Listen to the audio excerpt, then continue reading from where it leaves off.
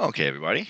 Hello, welcome. This is 17-2, and we're starting off with Dwight David Eisenhower. He was the supreme commander, the general, the supreme commander, Allied commander in all of Europe, and he, of course, goes on to become president of the United States, and really an excellent leader. Troops really looked up to him, and the person who led all the Army's efforts, all the military's efforts in Europe. D-Day. This, of course, is the most famous day probably of the war.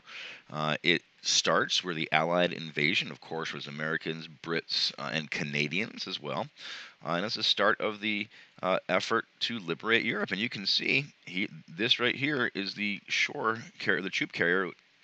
This door right here goes open, and troops go running towards the beach to face, well, things like barbed wire, machine guns, and this is when someone says storming the beaches. This is what they mean on D-Day.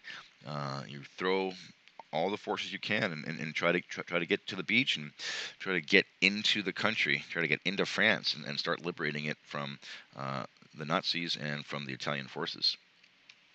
Omar Bradley, maybe not quite as well known, but certainly he was a very effective American general. Not only did he lead forces in North Africa, but also led forces in D-Day. General Omar Bradley.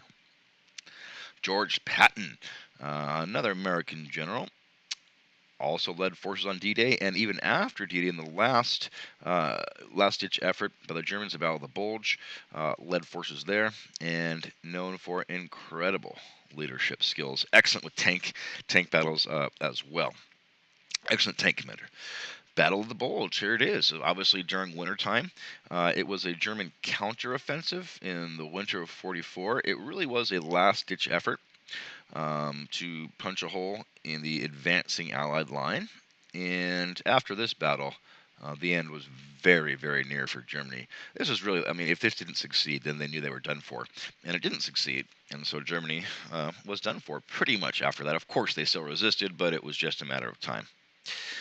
VE Day, Victory in Europe Day, May 8th, 1945. Victory in Europe Day. Harry S. Truman, 33rd Pres. He was FDR's VP. Of course, FDR passes away with just a few months left in the war, really. Not too much longer left in the war.